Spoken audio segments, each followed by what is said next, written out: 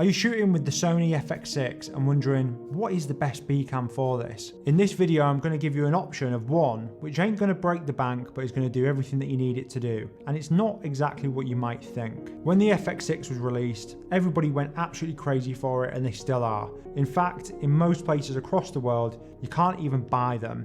I remember going to a B&H in New York and speaking to the guy behind the counter, and he said we had 100 units come in and they were gone within an hour. This camera is crazy popular, and if you've managed to get your hands on one, you might also be thinking, well, what's a good B-Cam for me to have with that? But before I jump in and give you the unlikely compadre for the FX6, just a quick intro. My name's Joe Housley, and on this channel we talk about getting cash whilst getting creative. And I teach all the skills that I've learned over the last 5 years of building a video production brand and working with internationally recognized organizations all across the world. So if you want to learn a little bit more about the business of filmmaking, and that sounds like something that's valuable to you, then be an absolute sweetheart. Smash the subscribe button, drop a little comment on the video, and give it an old shating thumbs up for the algorithm, because these things make a difference. But without further ado, let's get into it. Now, the obvious choice that everybody goes for is the Sony FX3, which, let's be honest, in terms of the specs of that camera, it matches almost identically to the FX6. The FX6 is like the FX3 basically got some steroids pumped into it and put it into a fatter cinema body. And whilst the FX3 is a brilliant camera, it's also a little bit expensive for a B-Cam. I'm going to just refresh my knowledge on how much that costs. Wow. Okay, so in the UK where I'm based, it's costing £4,000. Now granted, yeah, if you wanted complete ease, the Sony FX3 is going to be the one, because it has matching sensor, it also has the same color profile, the same color science. You're not going to get something that's going to match more easily than the Sony FX3, but it is going to hurt your wallet just a touch. So what is the alternative? For me, my recommendation is one of these bad boys here. This is a Sony A7 III. So it's the camera that took the world by storm and everybody went crazy for about 5 years ago. Now, whilst it doesn't have the same crazy specs that the FX3 might have, you've got to ask yourself the question, what do I actually want out of a B camera? For me, a B camera is really there to support when I have situations where I need more than one camera, like an interview.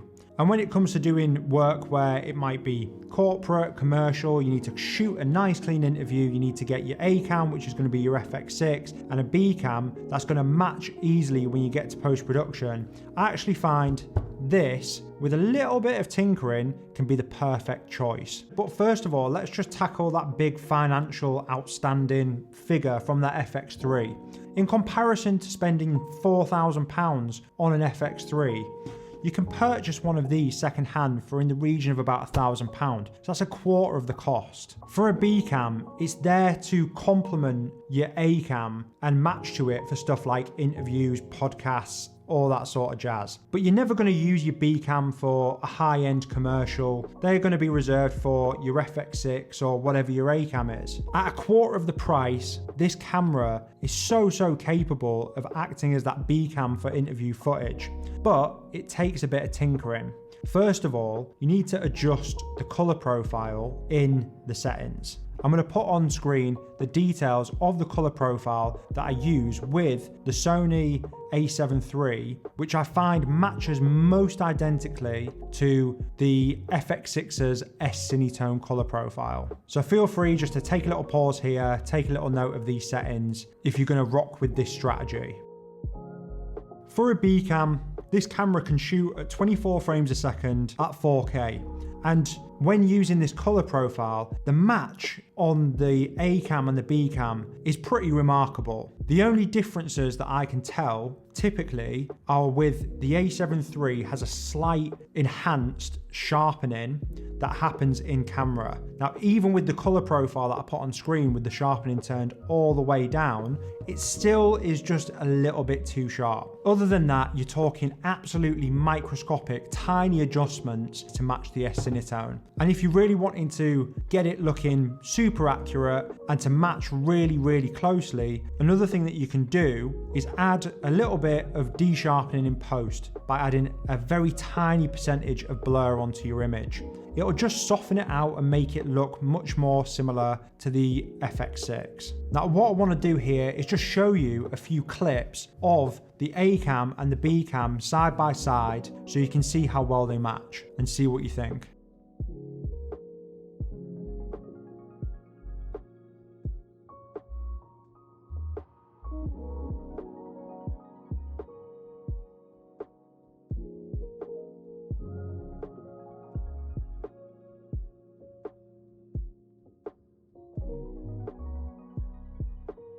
The other thing that was also a challenge that I had with this camera initially was every time that I took it on a shoot, if I was in a hot environment, it would overheat. Now, when you're doing long form interview recording, the last thing you want is one of these bad boys to have a warning error and you've lost your B-cam. I have since found a solution for that though. If you go into the settings and adjust your heat temperature settings, you can put the warning onto high. Now, I'm sure Sony probably don't recommend that you do this, but I've owned this camera for 3 years and had it used on that high setting for about 2. I've recorded non-stop back-to-back sessions of the 30-minute timer up to an hour before, and it's never ever done any damage to the camera. So with that slight adjustment, you can actually get a really long recording time where the camera isn't going to overheat and you're not going to have that challenge. In addition, to be able to run for those slightly longer times and shoot at 4K, you might want to invest in one of these too, an additional battery pack. Now, what that enables you to do is just beef up the body of the camera and add 2 batteries to the bottom of it in this pack here.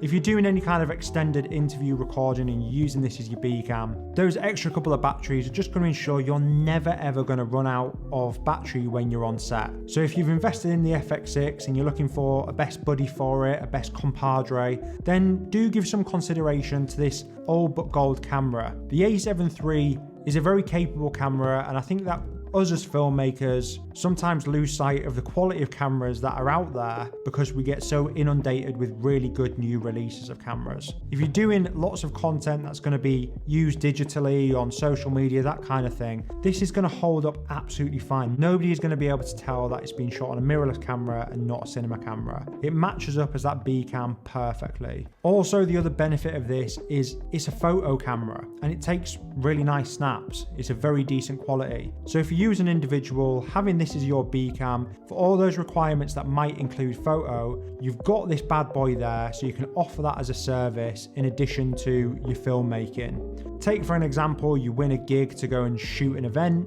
You can film content at that event with your A-cam and your B-cam, but you've also got this there so you can snap them some photos and charge them a few quid extra. In addition to that, if you're shooting something more high-end like a commercial and you're going to be using your A-cam for it, you've got a nice B-cam so you can capture some behind-the-scenes videos and photos and keep that Instagram looking fresh. So there you have it. If you've purchased a Sony FX6 and you're looking for a B-cam which isn't going to break the bank, maybe have a little look down memory road and consider investing in a Sony A7 III. But that's everything for this video. If you enjoyed it, drop a elbow on that subscribe button, headbutt the like button, and punch a little comment in the comment section as well. I'd appreciate it. It really helps get the message out there about this channel and helps this channel grow and this community grow. And that's what the aim is, to build a community of filmmakers where we can all share knowledge and get to know each other. But that is it for this video. I will see you in the next one.